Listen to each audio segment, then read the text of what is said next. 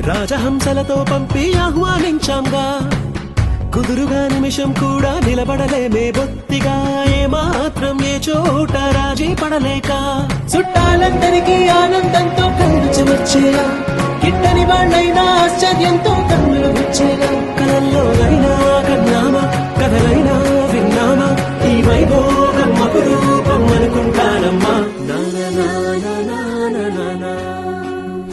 అందాల కుందనపు బొమ్మవని